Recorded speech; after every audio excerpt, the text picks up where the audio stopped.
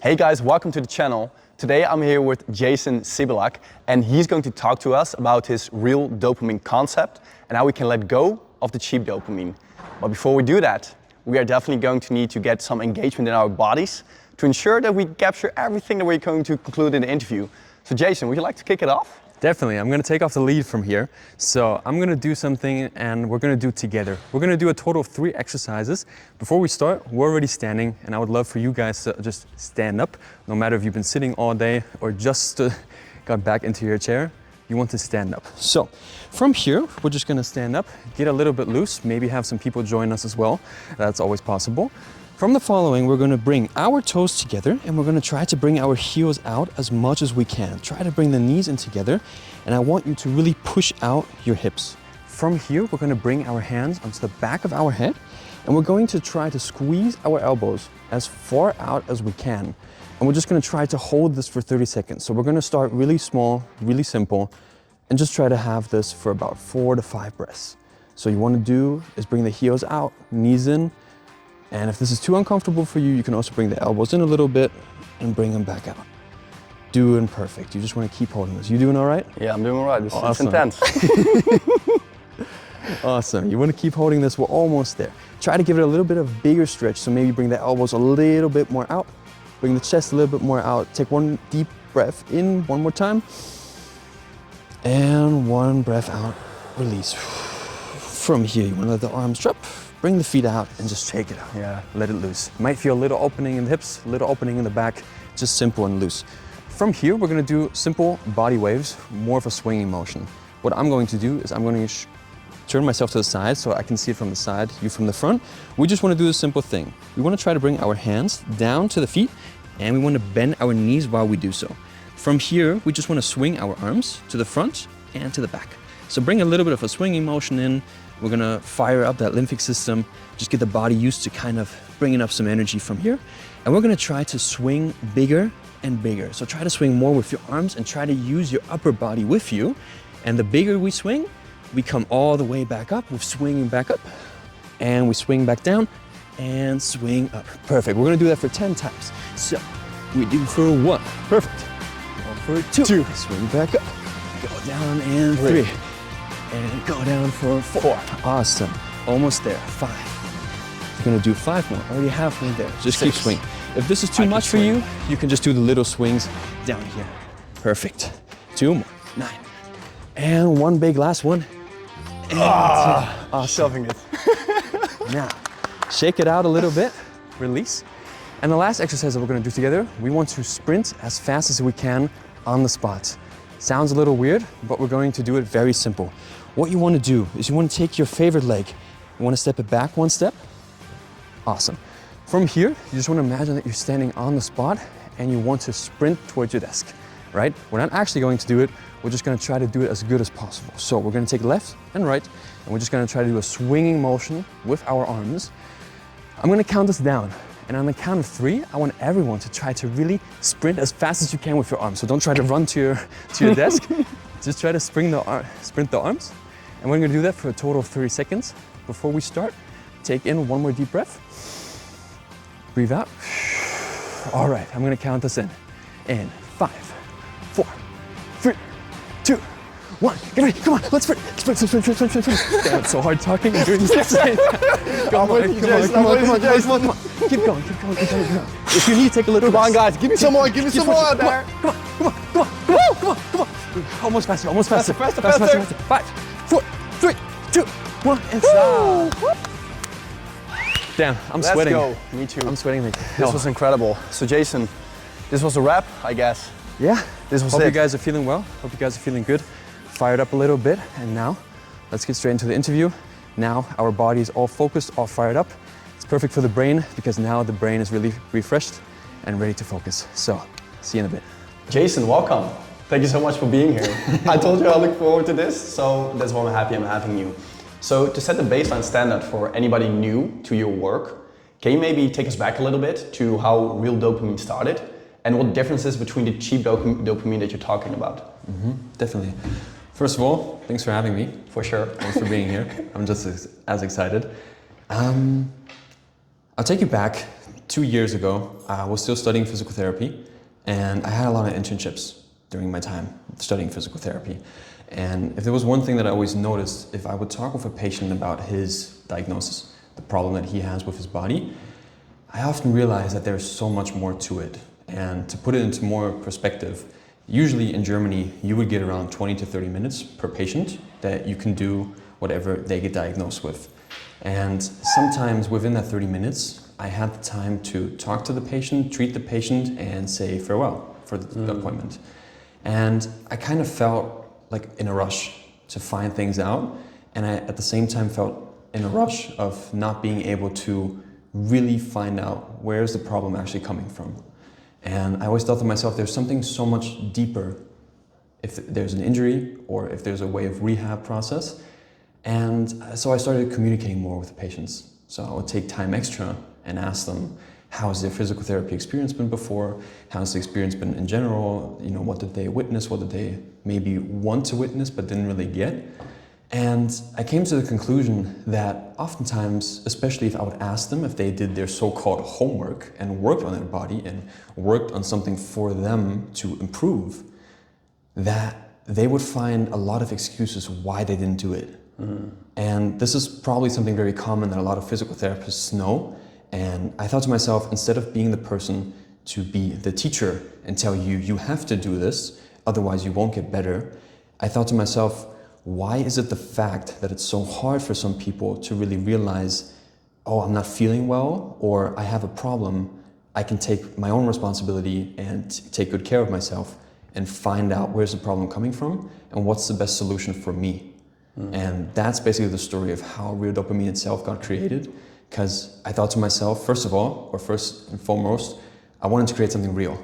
Something that's not on paper, and I just said like, hey, I'm gonna guarantee you, if you do this, you're gonna feel this, right? I was like, okay, how can I make it more real? First of all, I make it more personal. So I put more questions that I ask you, so you know we're actually talking about you and your diagnosis, not the same diagnosis that I always see on a piece of paper. Not generic advice. Exactly. Yeah. And the whole dopamine topic came so much with me, I think, because at the same time, when I was starting to study and do my things, I noticed a lack of attention so many times that I thought to myself, I'm not putting in the right work, I'm not a good physical therapist because I'm not really being able to help my patients the way that I want to, and I'm not really focused on the goals that I want to achieve. But at the same time, I felt that I'm doing so many things at the same time, and we can get more deeper into that. At some point, I kind of realized like, hey, I'm just wasting time. I tell so many people, or I find so many people, even my patients telling me, I don't have the time for this. I criticize them for that. Like, hey, you're in a hospital. You should have time to take 10 minutes to, I don't know, maybe go sit on the toilet, for example, and not make it into your bed. And at the same time, I would witness myself looking at my goals and my things, making it more personal about me, and realizing I'm just making the same excuse that I don't have any time to do all of this. I'm so busy. I'm so, I don't know, I'm so fully scheduled with all my things.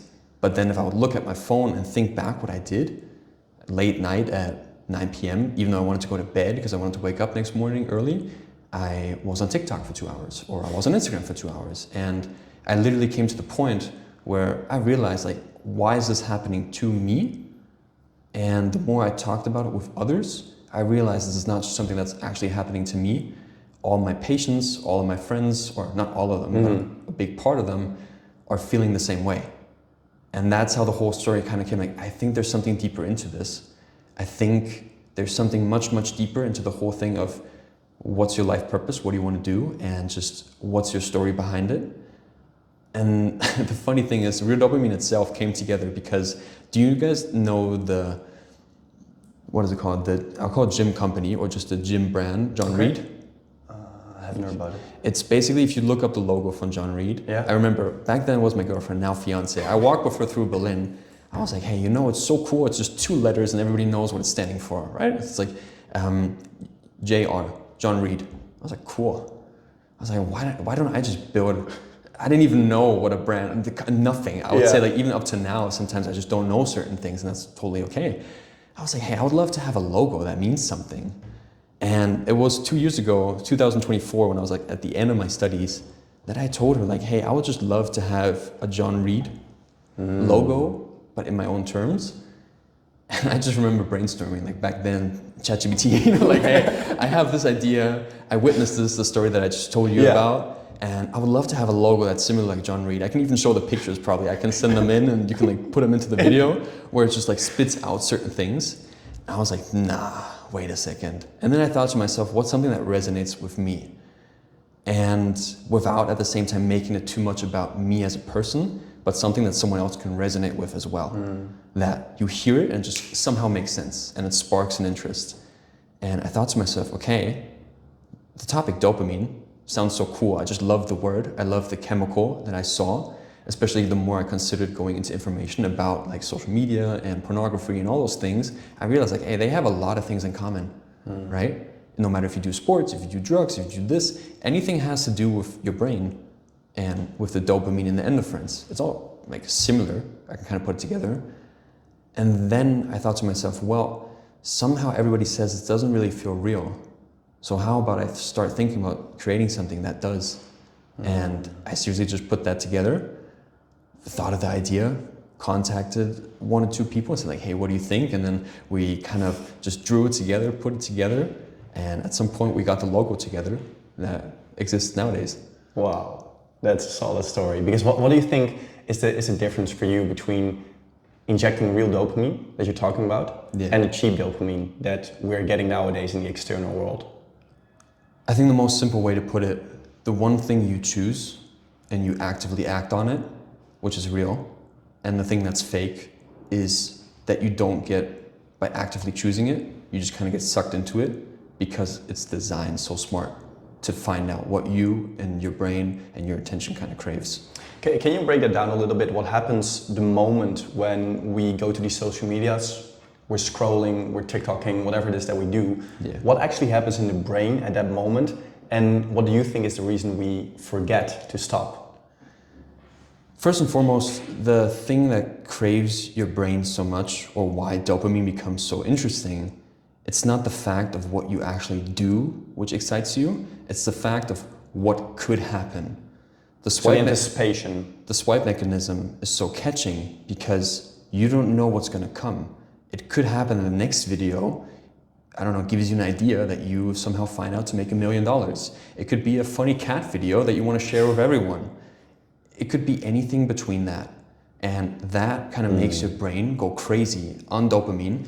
And dopamine is an endorphin in your brain that makes you go into action.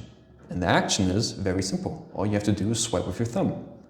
Your brain saves that motion and it kind of puts it like this. I get this high level amount of dopamine for this much amount of action. If I would have to get this amount of dopamine with working out is much, much harder. So I'd rather just stay with TikTok, stay with Instagram, stay with whatever, because this is much more awesome. The bad part about it is it doesn't really have a limit. And that's what people get sucked into 2, 3, 4, maybe even 5 hours a day. If you look up study, if it's America, Europe, more people are like hooked on their phone than ever. And we're trying to bring a perspective where we say social media itself is not bad. It gives you tons of opportunities, but there's no real personal control into it. You don't know what's happening. The only thing that you realize is that you have the same outcome. That years go by, you look at your phone, and you don't even remember what you did those 2 hours. You just look at the time and you're like, oh wow, 2 hours just went by. Should I go work out now? Nah. Should I go do this? No. Because you literally kind of fry out your brain. There's a lot of videos online and a lot of science that kind of shows how your dopamine levels spike and how they need time to recharge. So usually things that would bring your dopamine spikes up, these are things, to make it more personal, these are feelings that you would get after doing certain hard tasks of maybe reading a book, taking the time, or let's even call it having sex in that part, or because we connect it with like pornography, right? Things that make life worth living, that make it feel like living, it's the same mechanism because your brain can't decide what's real and what's not. Does that answer the question? I forgot what was the first part of it. That answers the questions. And I think that's an interesting perspective because I think oftentimes we just view these things and frame these things as just a bad habit, right? Being on your phone. How do you think people can test at their homes how worse actually their habit is and their behavior towards their phones, so they're being presented with a reality? I would say, first and foremost, I've been saying that 3 times now. I gotta stop introducing myself to that. Introduce, I think repetition does it, yeah. Be honest with yourself. It might hurt. I can speak from personal realization. Yeah, it might hurt. It might hurt your ego to say, I think I'm wasting a lot of time as well. And I have this feeling that my phone's not really giving me the thing that I might hope it would. So the best way would be to look at the phone, look at your screen time, or even before you do that, because for some people, they don't believe the stats that they see. Just think back to your past week and think about how often you looked at your phone and you really had like a core memory. And really think back like, hey, this memory was awesome. I loved this, looking at my phone, watching this video, this was fantastic. And compare that to maybe something else that you witnessed throughout the week. You maybe had your first date, you maybe had your first workout session, you maybe had your first whatsoever without pain, which was also a big success for you and spiked a lot of like dopamine hormones that kind of made you happy. Compare those two and realize which one would you rather have if you have to decide. There's a saying that the truth will set you free. And I think also sometimes people try to present themselves with the absence of it, rather than actually seeing the truth for what it is. And I think that's also interesting because nowadays we're so distracted with certain items and certain things that we do. And that's where my second question comes in, because I feel that also a lot of people stopped reading their own bodies and forget how it feels inside and how the real dopamine that you're calling it actually feels. So what are to you the most important signals we miss every day that are signifying to us that we should start doing something different? That's a good question. I would say the first thing is, and that's also something that I have learned in my personal experience, no matter if it be my personal problems, my personal goals, or things that I want to do in my life, try to take 100% self-accountability. No matter whose fault it might be for a certain situation. If it might have been the way you grew up, your childhood, your parents now, your friends now, try to really dim it down all the way and just focus on you for a second. Don't try to tell yourself, I have this problem because of this. Realize that you have the problem and maybe start asking yourself, what can I, with the I being super big, do to improve this problem? Not what can this person do, what do I need, what do I have to do, blah, blah, what can I do? Because the answer to that question might be different for everyone. You might have the same problem. You might have 10 people in the room with the same problem. If you ask that question, you might have 10 different answers. And how hard is it to tell nowadays which answer is the best one? Yeah, there's an overload of information and basically starving for wisdom at this stage. Exactly. Yeah. And if someone's not really 100% certain that their answer feels true to them, you might start asking other people for advice. I'm not trying to say that asking other people for advice is something wrong, but you start to question your own opinion and what might feel good to you. And the second approach that I would say with that is, if you have a gut feeling that you have a certain problem, first and foremost, try to take self-accountability. Ask yourself, what can I do? And try to make it as simple as possible. What can I maybe do right now, today, to just do a little change?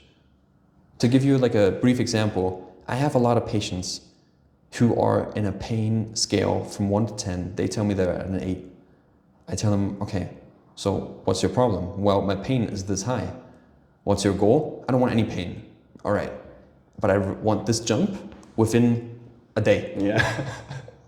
Same thing happens to us nowadays, that we want change like this. And we can change that way. But we should stop putting pressure on ourselves that it has to have a certain outcome that we can show to the outside. Because that's something that we get sucked into so often nowadays. It's the same thing that, let's say, without hating on the running community, people don't go out for a run if they don't have their Strava with them. It's not a problem, But if you really go down, like, are you going out for the run, or are you going out to show someone that you went for a run? Are you actually doing it for yourself? What are you doing it for? And I think that's the same way we can approach problems nowadays. Like, hey, I have this problem. What can I do? And what feels good to me? And if you take that with you, you can just play around with whatsoever. It's just try and failure, try and failure, try and failure. If something doesn't work out for you, great. You tried it out. Now you know. Now you try the next thing. I always like to say there's like this example that is a metaphor. I don't know if I created it. I just kind of use it. I like to work with pictures. So if you imagine this table, the goal on this table is I want to figure out or solve my problem X. Now, to do that, you have a bunch of options to eat from, right? We have a dining table and we have a bunch of dishes that we can try from. And these are all options that might help you solve your problems. Now imagine you're hungry and you have 10 dishes in front of you that might help you solve the problem, I'm hungry. What do you do with the food? Eat it. Exactly. But what do you do before you stick with one dish that you might eat up? You try the other dishes, and if you don't like it, you might be privileged enough to put it back and say, hey, this dish is not really for me. Providing people with other options than just one. Exactly. It's an interesting story because can I tell you a story of a community run that I had last month? So I was doing this first community run. A month ago I was in Vienna, and then after I came back from Vienna, I started looking into community runs in my own city. So I'm getting into this community run. And at a certain point, I was a bit exhausted, and I was just walking alone in the community, which was fine. But at a certain point, there was someone walking next to me, and she looked at me and she said, "Hey, how high is your heart rate?" And I said, "I don't know." She said, "Don't you have a smartwatch with you?" And I was like, "Yeah." And she was like, "Aren't you looking? Like, aren't you keeping track?" And I was like, "Well, no." She said, "Why?" And I was, well, first of all, we are in a beautiful environment to run in. I'm with a community that I get to interact with for the first time. And I'm being with people to actually work towards a similar goal, which is basically reaching the 5K. There were so many aspects. And she was like, "Oh, wow. So you don't measure anything?" I said, "I do measure certain things, but I'm not dependent on it." Mm-hmm. And I think that's the thing what gets people, maybe caused to spiral down into those places. Do you see similar things happening in, through your lens with people that like athletes or people that you help that are dependent by certain either devices or habits that they have? 100%. What you just mentioned kind of hits it really spot on, because there's one important term. If you have a problem with your running stats and your heart rate and you want to improve that, great, do that. That's your thing, that's what you want to do. Someone else might have the same problem and might have a different solution for it, tries a different dish, doesn't use the watch, just wants to be under people and run. Yeah. I find that we have to stop comparing ourselves and other people with each other all the time. And just maybe ask the question, are you doing this for you, or what brought you to the consciousness of doing this now, right? Because we start to criticize so fast. Yeah. If you're not doing this, then you're not doing it right. If you're not doing this, then you're not doing it right. Right? And at the same time, that makes like such a high level pressure of, oh, if I didn't get my 5 run in, let me repeat that. If I didn't get my 5 runs in, I'm not worth anything. And your brain saves that. Your brain saves, if I didn't run a marathon under 3 hours, let me swear, I'm a pussy. Where it's like, why did you do the marathon in the first place? Who did you want to prove it to? Did you want to prove it to yourself? Did you want to prove it to someone else? Or did you maybe want to show other people a version of you that's not actually you?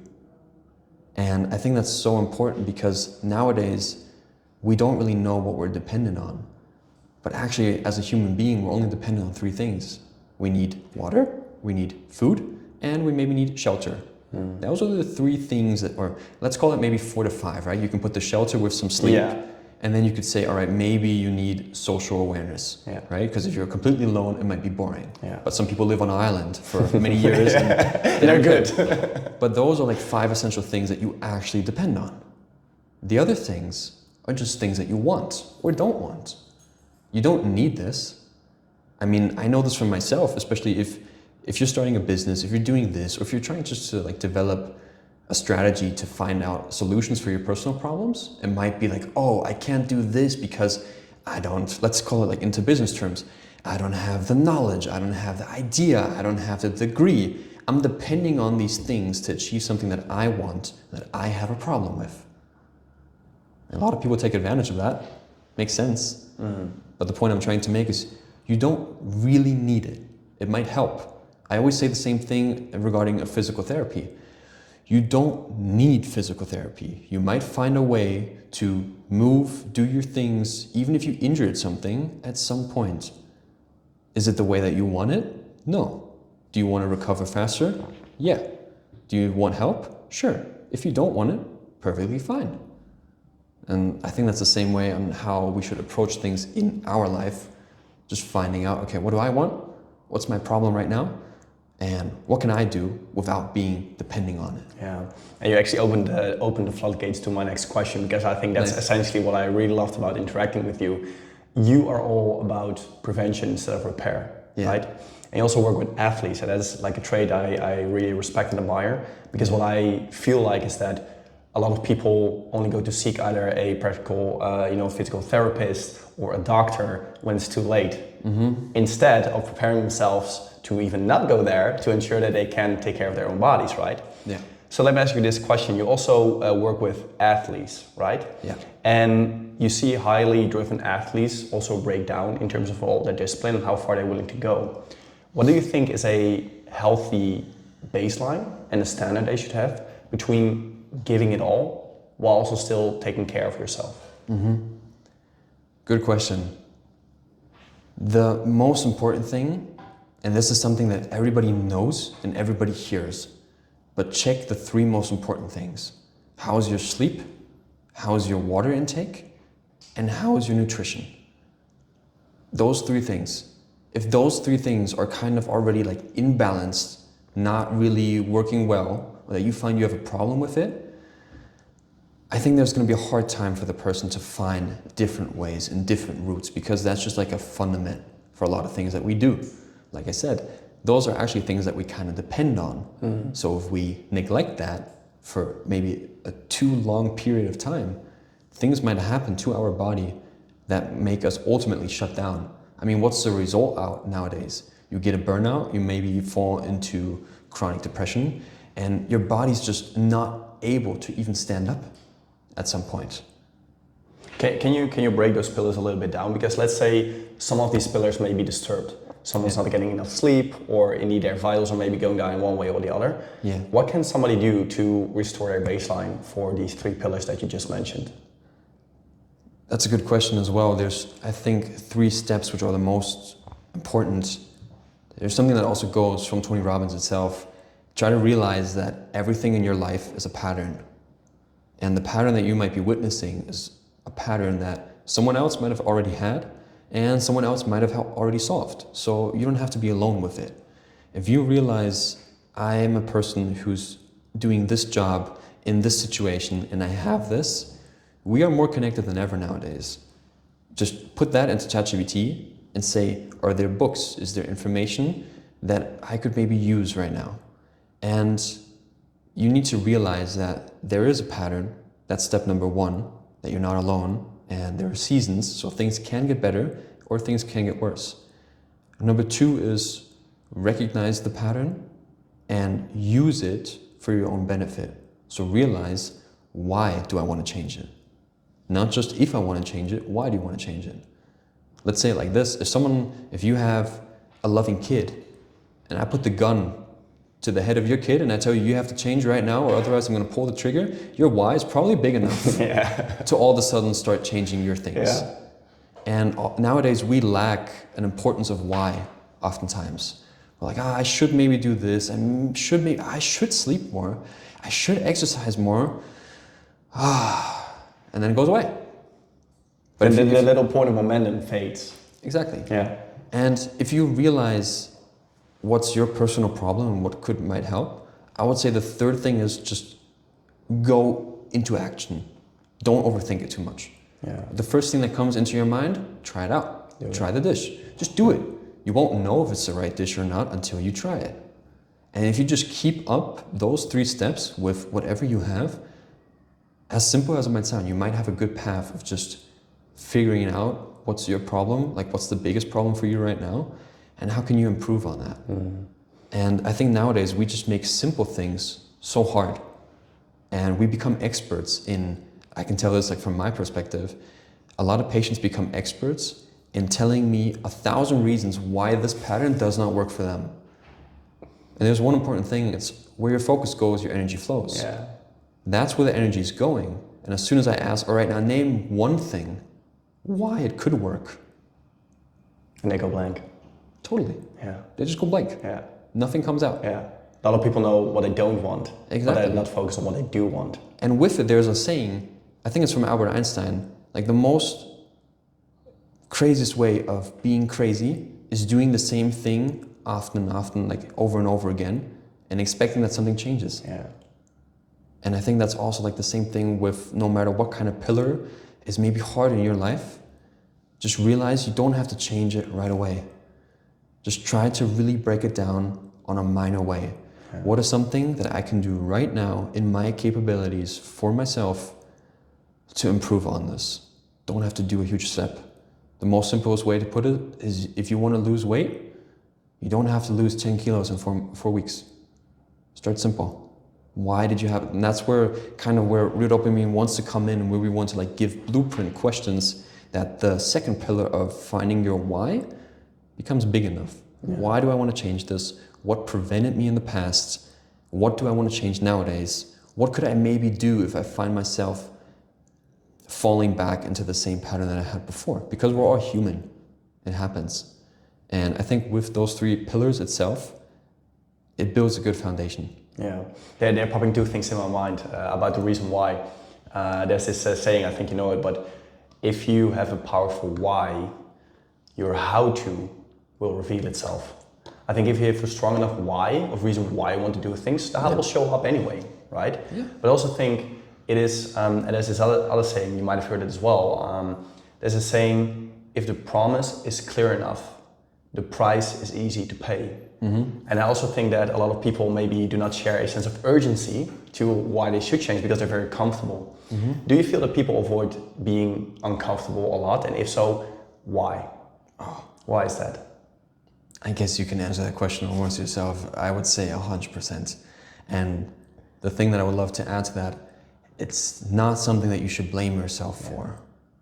We come from a past, if you look at human evolution, we come from a past where we were programmed to survive. So negative things have such a big impact on you and your brain. Every human is the same being. If you don't have enough water, you go out to get water.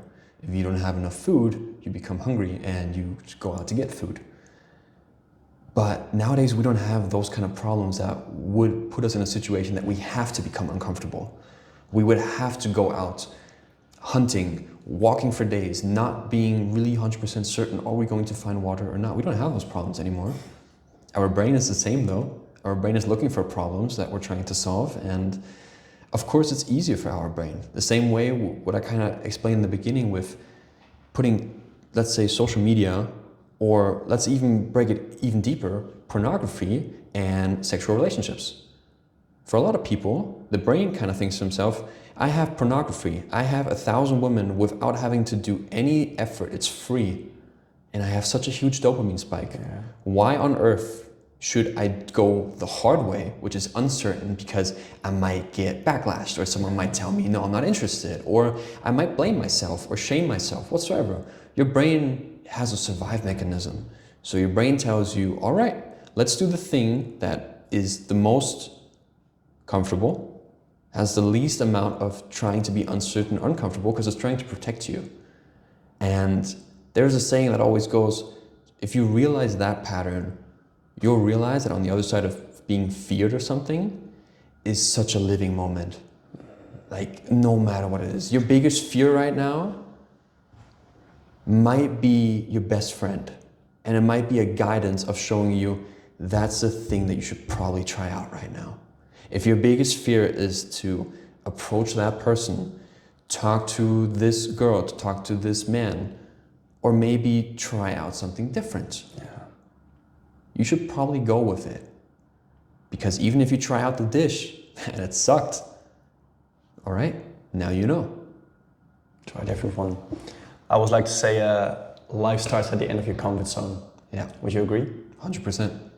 100%. I think that's like the spot where people do not maybe wish to look into, but where there's the most growth for us as a human being, but also how we can kind of like, evolve beyond what we already know, right? Yeah. And also that's that's the next topic that I want to touch upon. What I really love about you, and I mentioned it earlier, you're also all about, prevention instead of repair, right? Yeah. So let's say, why does dropping that tight control to give you, back your motivation, for example? And how does someone become their own study? Because you also said that if someone becomes their own study, they could actually, be able to prevent certain things other than they don't. I would love to add on that it doesn't have to be always prevention. It can be, but it can also be action when something already happened. There are two different pillars. They two kind of do work essentially at some point the same way, right? So it doesn't matter if something traumatizing or bad has happened to you, because as a human being, we've all lived through certain things and witnessed things that were maybe not so nice. Everyone might have had a similar diagnosis or maybe like a similar thing that have happened to them, but everyone has a different approach on how to basically treat that cause or find a good way for them. And to just bring that into perspective, to kind of also answer the question of why should you become your own study, is because the outcome can be so different, even though the thing that happened was the exact same. So let's bring it all the way back. What most people like to talk about is, I'm not made for this. I can't do this because of something in my past. Makes sense. Don't blame yourself for it. Everyone has it. It's not an easy topic. Nobody has it. And it's becoming a more and more open topic nowadays that maybe our parents or grandparents never had the possibility of talking about. If you would open up of, I don't know, I feel like this, someone would tell you to shut up, right? Literally, yeah. And nowadays, if you go back that way and you find things out for you, you can use that to find out, okay, this is me, this is my story. I always like to tell my coaches that I work with, imagine your life being a book and you have the pen in your hand at a certain age. From a certain age gap from, let's say, 0 to 18, 21, depends on the country, depends on where you grow up in. A lot of people can just take your pen and write in the pages for you, right? Do this, don't do that. That kind of makes the first third of your book. And that kind of gives you a feeling of, oh, okay, I should continue to write like this. It takes a lot of courage to say, all right, instead of looking into 10,000 other books on how did people solve these problems, I should maybe focus on my book and take the pen into my hand and figure out for me what helps. And to go more into detail of that, there's like this personal thing that I have with it. I love studies. I love science. At the same time, people who know me would know this about me. Put me in front of a laptop and tell me to look at a study and tell me to do a resume about 10 to 20 studies. I'm not the best in that. It's not because I don't care about the topic. It's because I have a hard time telling people, oh, because of this study, this is going to work perfect for you. Yeah. And I just can't take that trust that I find a lot of people in my position as a physical therapist or maybe a doctor's degree, they take that. I studied this, I did that, do this, this works. It can, it hopefully will, but I think nowadays we're not often aware of, if I tell someone this works and then it doesn't work, The damage is more severe. that just makes them go boom. Yeah. It's like, wow, now this doesn't work. Science didn't work. My doctor's opinion didn't work. What do I do now? And that's where we come in and say, become your own study. Find out if it works for you. And if it doesn't, or if it doesn't fit into this period of your life, great. Then switch it. That's what makes life so cool. That's what makes life so meaningful, 100%. right? If you don't want to wake up at 4 a.m. and do an ice bath because everybody does it, great. If you want to do something else, do it. Yeah. There's not one size, fits all. 100%. Yeah. And I'm actually happy that you brought up the topic, because in, figuring out which blueprint fits one person, I brought you a guest as well from the community.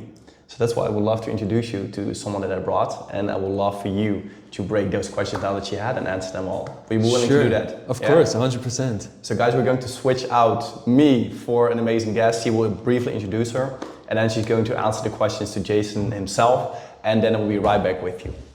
So, hello everyone, my name is Rita, and I'm very, very pleased to be here with Jason. Thank you so much. It was such an interesting interview. I have one question, or I have several. Some of them you already answered actually, but for example, regarding the part of the neuroscience of the dopamine, for example, if someone constantly gets quick and easy hits of dopamine, does their brain baseline also kind of drops? It's a good question. I would say it doesn't change in that moment. It changes in the moment where you unconsciously go into social media or things that kind of drain your dopamine levels. There's a perfect video, I think that's also backed up by science, where it shows on how your dopamine receptors work and that they have a certain limit. Meaning that usually if you would work towards something, you would get a dopamine hit kind of afterwards. With social media and whatever the other topics are that kind of spike the levels, they spike it to a maximum which would usually not really be possible. I have a good connection with it. I know it's a very sensitive topic, but I think it becomes more realistic if you kind of put it in perspective of pornography, for example. Pornography, you have the possibility of seeing 1,000 people nude within such a short time frame. Your brain can't compare. Yeah. Your brain just gets fired up, but this would be something from nature-wise, it wouldn't even be possible. Because you would have to talk to people, do this, do that. You would have to have a huge way to get the same outcome. And because it spikes up so high, your brain kind of gets used to it. And at the same time, that's why we often use the term, you really do fry your brain at a certain point. Because all of a sudden, your brain is used to having this high level of dopamine, where other things in your life, they don't reach that at all. Yeah. And then it's harder for you, let's say, to answer your question more directly, if at the beginning of your day, you started with scrolling or did this, the way of coming back and really being focused on other things that you wanted to do, it's not impossible, but it's much, much harder. To a certain So the degree. slower pace, right? Because social media have such a fast pace always. Then you need to kind of take time to get again to the slower pace of what the normal life is. 100%. Okay. 100%. It's exactly like that, because I think something that we can all resonate with is with studying, for example.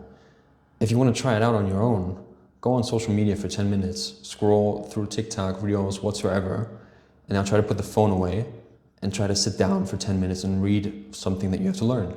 Yeah. You'll notice that your brain is like, hey, this is not cool. Yeah. I'm not getting the same level of excitement. The stimulation in a way. And all of a sudden, you start saying to yourself, or your brain starts telling yourself, I need more of the easy things, and I need less of the hard things, because the hard things are not fun. Yeah. And they don't give me anything, so I do more of the easy things. But if you look at it on a 5-year path, where it leads you to is often an outcome that I think a lot of people from us feel or know nowadays. And I would personally say which feels kind of miserable to a certain degree. That hanging out with friends isn't as cool anymore, or doing this for your personal life isn't as cool anymore. You rather, or even, I think this is something that we all know from a certain age. Let's say we take video games or a movie where the attention span would be longer. If there's a boring part, your brain resonates with that, like, oh, this is boring, let's get something that's not boring. Yeah. And that just kind of brings everything, I don't know, let's say into a swirl, where if I'm talking to you face to face and my focus is not here because I'm bored, my reaction might be, let me just get my phone out, let me get a quick hit. Yeah. So essentially it kind of becomes like a drug. And do you notice, for example, that so our generation, younger generations, we were always, or we grew up with the technology, or at least the evolution. Now the younger generation is even more. Yeah. Do you notice, or do you think there will be repercussions, bigger repercussions, or they become more vulnerable than, for example, our grandparents or our parents, in terms of focus, in terms of even how to deal with life, because life in a way was harder in a way. Do you feel like the younger generation, our generation, is more susceptible to be vulnerable mentally, emotionally, because of this relation with technology and how it is affecting our way of how we perceive life? I don't know if it was too complex. I'm sorry. No, it makes perfect sense. Yeah. I would say 100%. First of all, because you realize that the problems that you might have, you're not alone with. At the same time, it could be too much misleading information or too much information at once. It's the same thing that I kind of mentioned before with, you take pornography, you see 1,000 nude people. Now that all of a sudden you have a problem, and instead of maybe talking to 1 or 2 people, you find information on this problem which is like this, right? It's a huge list and you don't even know where to start. So it's a yes and no answer to the question. That's also kind of where we think, or why like this whole topic of building a brand of real dopamine becomes so important, to say these things are not bad. They're not the bad guys. Right? They're awesome technologies that we can use. AI, it's not all bad. Social media, it's not all bad. It can give you so many cool things. It can keep you in contact with most of your friends and whatsoever. But at the same time, if you don't consciously control it, like what are you using it for? This thing might happen where you get controlled instead of you telling, hey, I'm going to control this. This is what I want to do. And because you mentioned also that if you could have redesigned a feature of one of the social media platforms to become more, I would say, healthy, which feature or kind of change would you do in social media to become a little bit more not too controlling and just more use it as a creative space, not as such a consuming space? Ooh, that's a good question. I think it's hard for me to answer, to be honest, because it's hard. I don't want to shoot any fires at like the people behind it and say, oh, you should change this, because at the end of the day, what they're doing is just smart, right? It's a whole concept behind it. But let's just put it into terms. If you would change something, this might sound so cliche, I wouldn't change anything. Because it would not change anything with the problems that you might have with social media. We see it. I think they're doing it in Austria now as well. But I think Australia started with having a social media ban for the age up until 16. If you do certain things, or like the point I'm trying to make, if you would maybe change something with social media and hope, oh, this might change a lot, people are not stupid. People are going to find a way to go around it. If you do an age degree until 16, people might find a way to tell you that they're above the age of 16 and just still use it. Or go onto their mom's phone and do this. There's always a way. I would say the question that I would love to bring in, or like the solution, is finding out what do you want to do with that time, or what do you hope for on social media. That's like where blueprint questions come in. There's always a reason for you to go on social media. Do you want more connection with friends? Do you want to have a good laugh? Do you want to do this? If you find out your why you're doing the things, and that you might realize that you're not getting the, let's call it pleasure, that you would hope for, I think it kind of puts it whole back into perspective. What I put in the beginning of the interview is, it's easy to say, oh, this is the problem, they are the problem. If this wouldn't happen, it would be much, much better. But it wouldn't change anything at all. Because you're responsible for it as well. Does that answer the question though? It at does, the same point? It does. And actually, to my last question, because you mentioned several times about self-awareness in order to analyze your own patterns, and also to then like evolve and get out of your comfort zone. Do you think that people are scared of taking responsibility of their own life, you know, to actually do the change.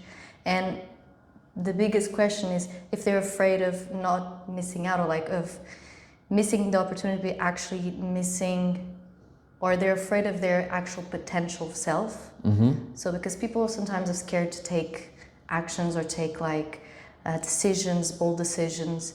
And sometimes I question myself, are they scared of it's going wrong, or is it really gonna be so great that they don't believe they actually can be that potential of a person? So as you already dealt with different people, would you notice the pattern actually? If it's more on the pessimistic side, or they don't believe that they actually can become this? Have you had a personal story with this as well? Yeah, I did, yeah. What would you say is the one thing that might be holding you back? I think you're scared that it actually will go well, that you can actually become that thing that you really wanted to do or to be. And with that connected, it might also answer your question a little bit. What are you scared about? That it actually becomes true in a way, that you can actually be confident enough to be it. Yeah.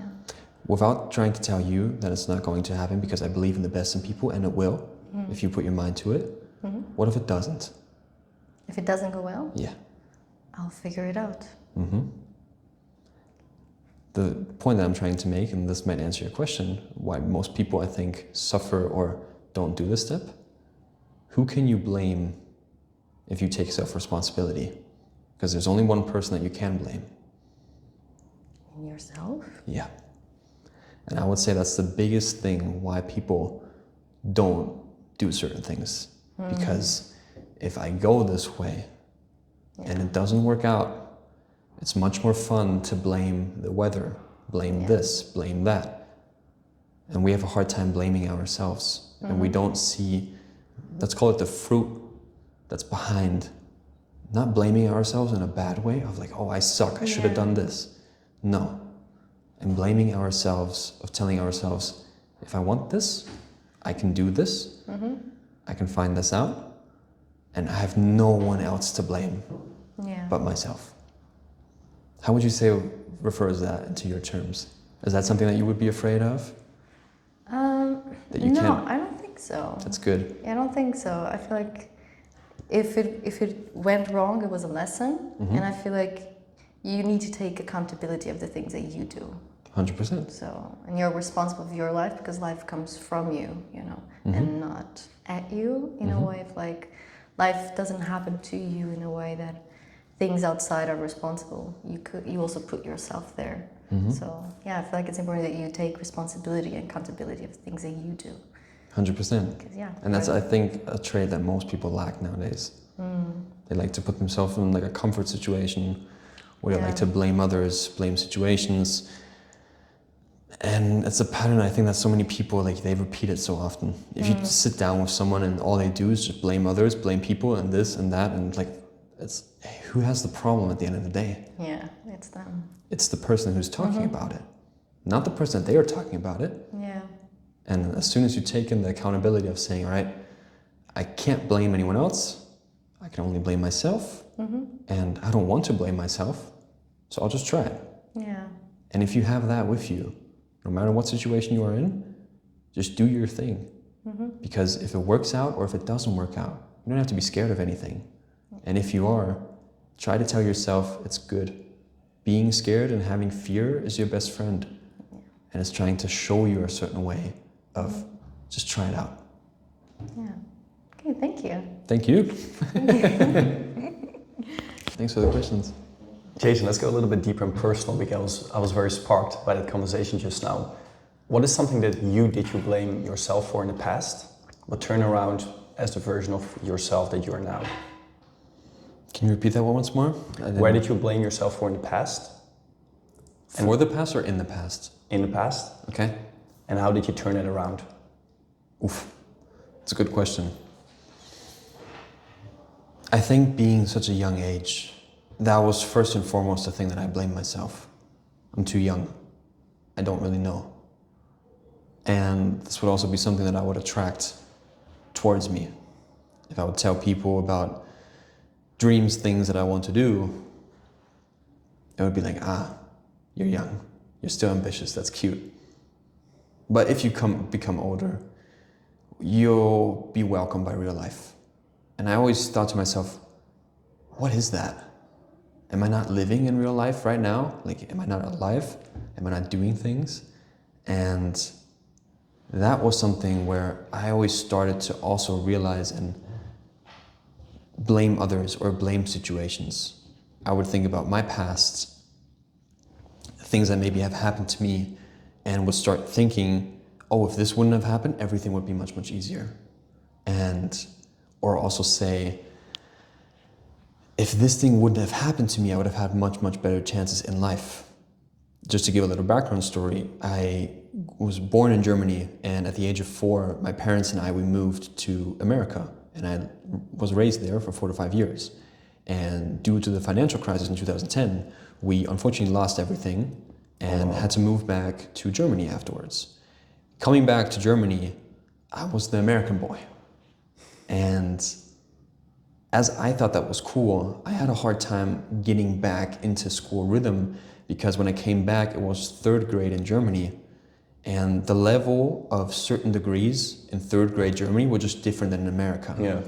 So I had a hard time, even though I could understand German, I had a hard time getting into the knowledge, being confronted because of all the attention that I kind of got of like, hey, this kid is from somewhere else. It wasn't too common back then. He doesn't belong in a little village where I came from. I still remember the funniest thing, I remember this to the day. I was so nervous, and someone came up to me, oh, you speak English, right? I'm like, yeah. So you must be from England, right? And me as a little kid having no idea where England, America, and I was just afraid. I was like, yeah. Exactly. I'm from there. I have no idea what that is, but I'm from there. And I still remember, I have an 8-year-old brother who would tell me like, hey, dude, that's not right. that's not the case. Anyways, to bring it back into reference, with what I mentioned also, like throughout the interview, everyone has their story. And I would always blame that story, not realizing what kind of treasure was behind it, and realizing that everyone has a story. And of course there might be a certain weight with it, but there might be a treasure that comes along with it. And I think the biggest time in my life where I had a switch was because I was a school year who basically had his 12-year degree in Germany during COVID. And then the whole world changed. And we started blaming everything all of a sudden.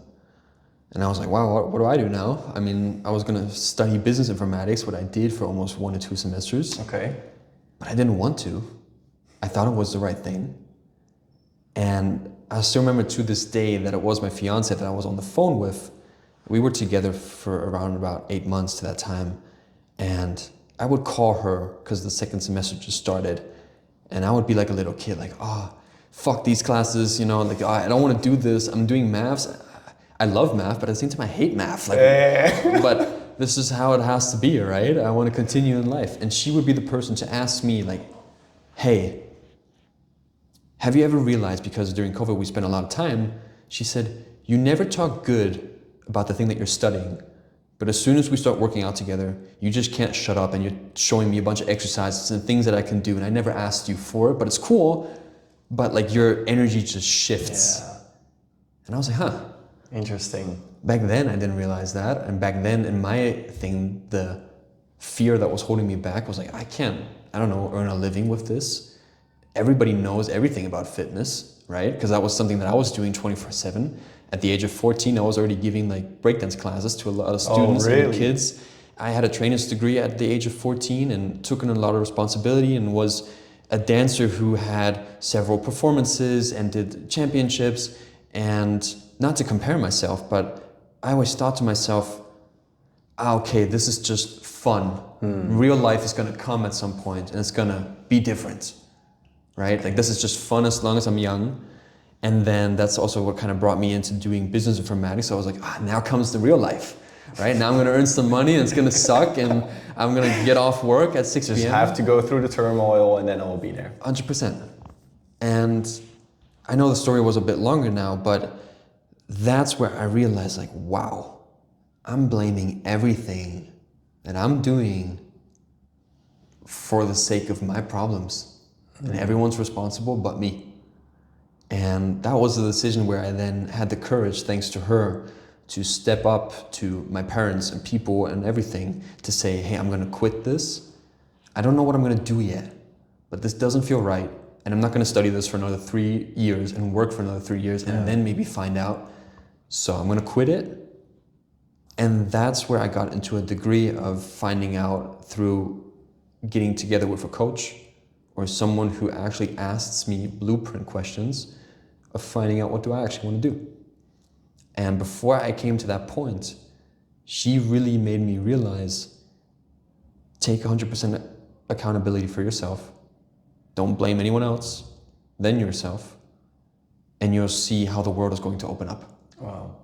That must have been a pretty, well, I think also a pretty vulnerable moment, because then was the first time where you actually need to start looking inwards instead of outwards. Back then, if you would have talked to me, I know I love to talk, but back then I was like a waterfall. I wouldn't stop talking about topics and this and that. And she was the first one who would kind of, in nice terms, be like, hey, shut up. Yeah.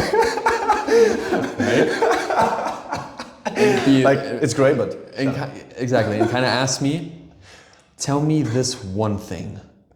And then I would be like, you need to hear this story, you have to know where I'm coming from. She's like, no, tell me this thing.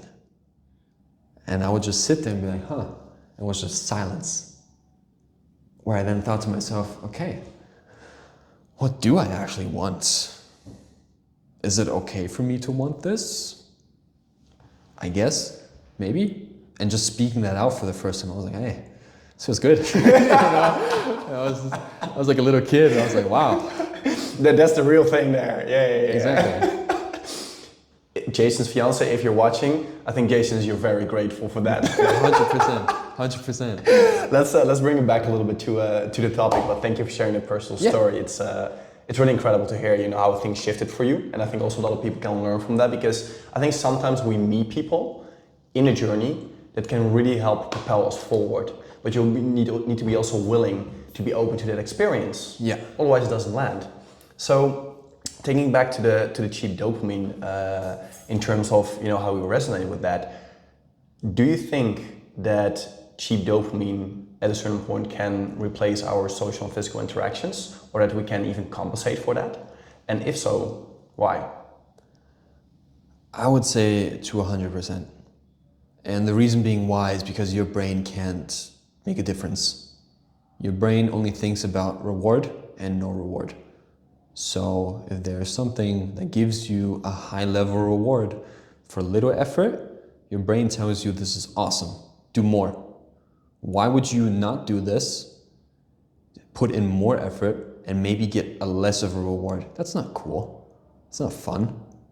No. You can head into, but the term that I've made maybe a few times during the interview today was, it's not the enemy.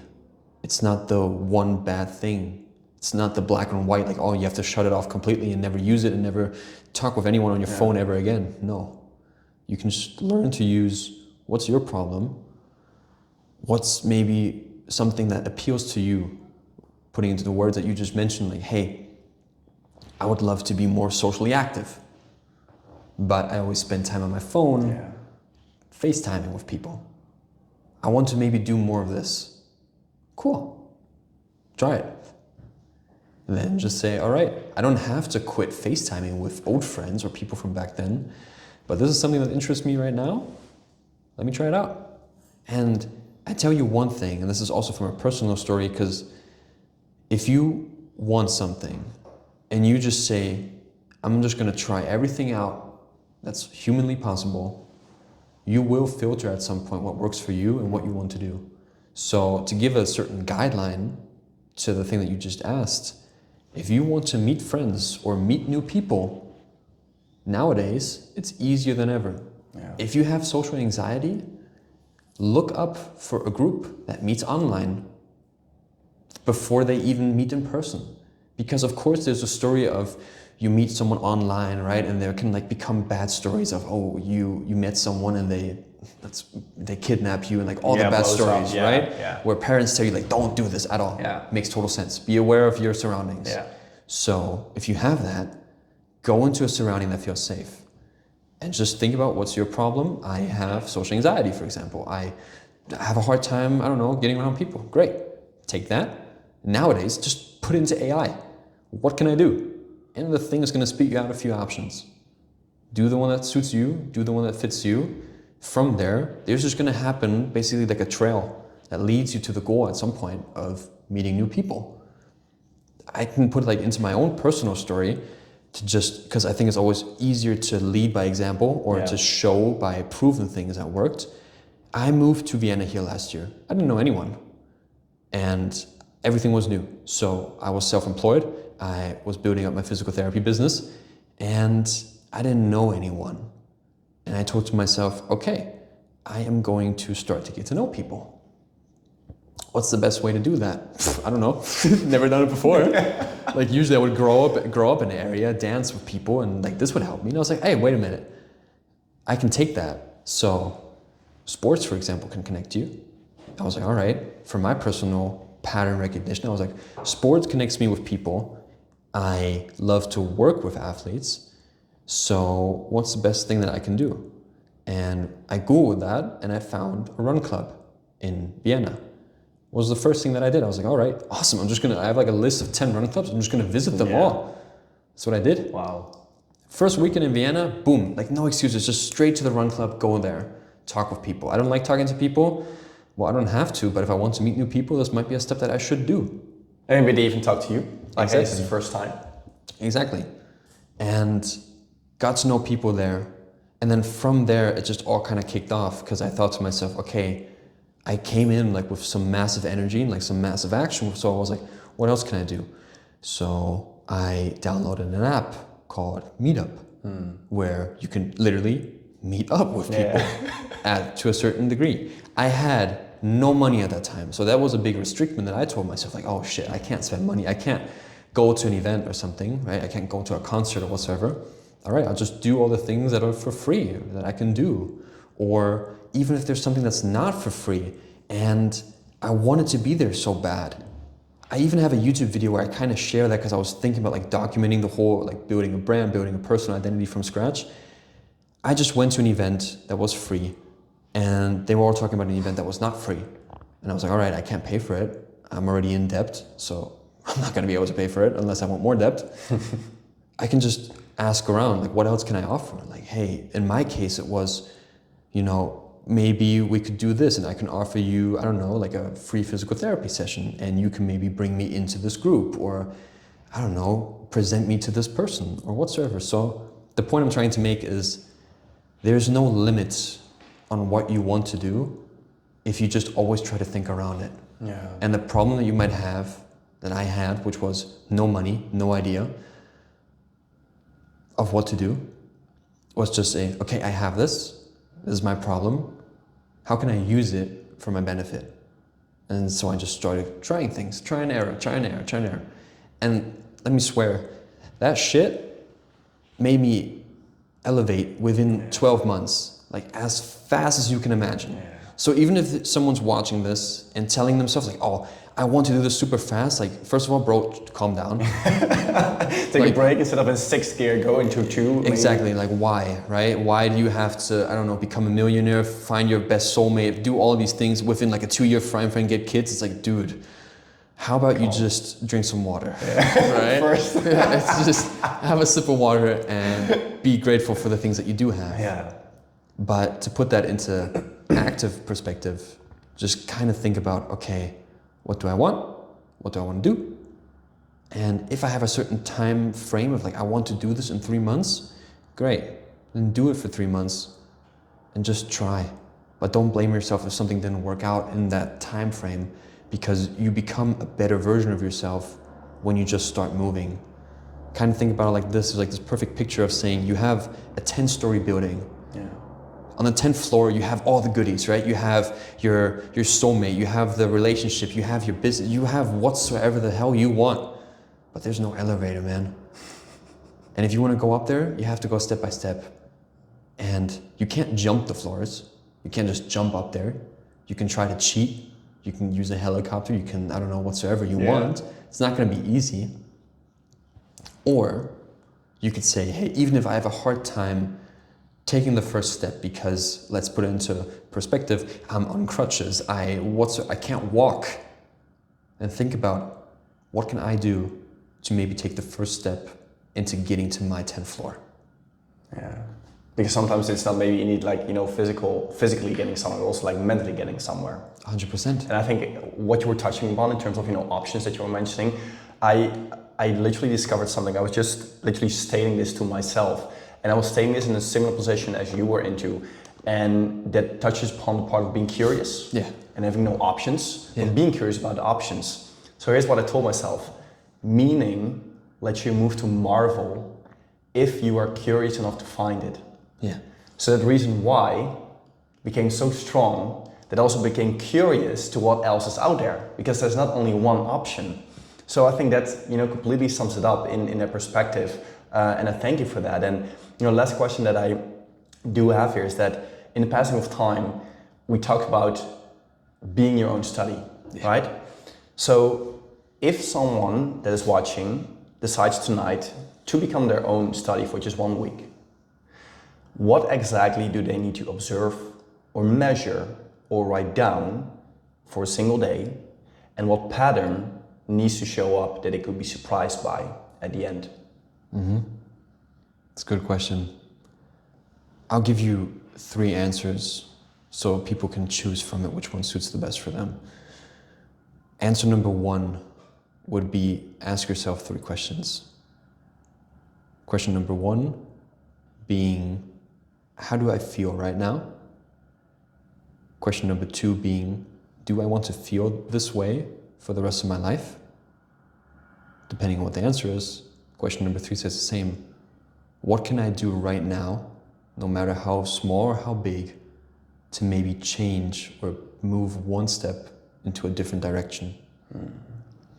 Answer number 2 being, find people, find books, information where people have maybe had the same struggle as you, the same problem, the same goal as you.